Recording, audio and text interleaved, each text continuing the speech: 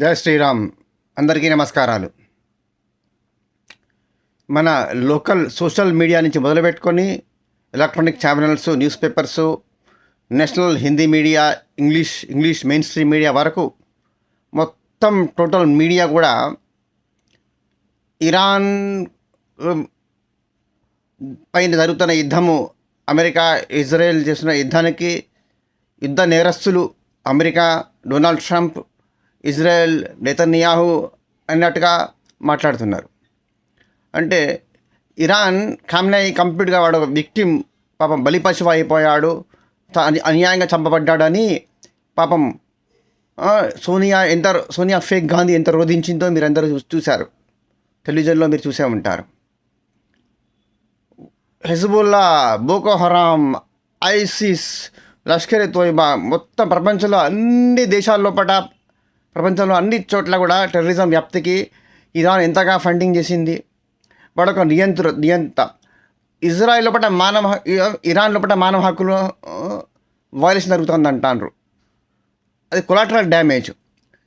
ఖొమైనీ షరియా లా implementation చేసి ఎన్ని లక్షల మందిని మహిళలను చంపాడు, ఎంతమంది పిల్లలను ప్రాణాలను హరించిండు. అక్కడ డెమోక్రటిక్ సిస్టమ్ ఉన్నదా? అక్కడ నాగరిక ప్రభుత్వం ఉన్నదా? అటువంటి రాజ్యాన్ని ప్రపంచమంతా కూడా అటువంటి మత రాజ్యాన్ని స్థాపన చేయాలనేది మన ఆశయం. అంటే మనందరికీ బతికే హక్కు లేదట కాఫీర్లకు, నాన్ ముస్లిమ్స్కు. వాడు సున్నీలను షియాలకు పడతలేదు, షియాలకు సున్నీలకు పడతలేదు.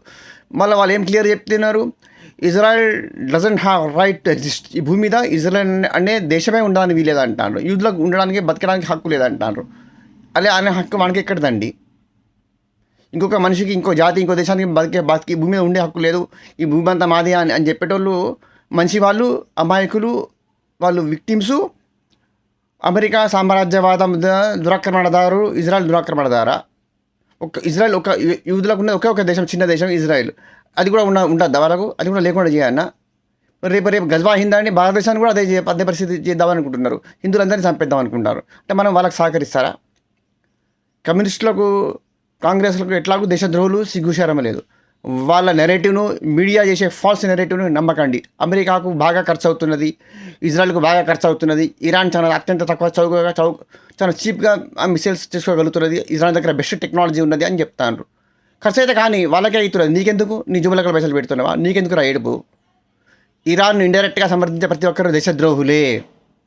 ఇది ధర్మయుద్ధం లోపల ఇజ్రాయెల్ గెలిచి తీరవలసిందే. ఇజ్రాయెల్ మనకు మంచి మిత్రుడు, మన తర్వాత రష్యా మనకు మంచి మిత్రుడు.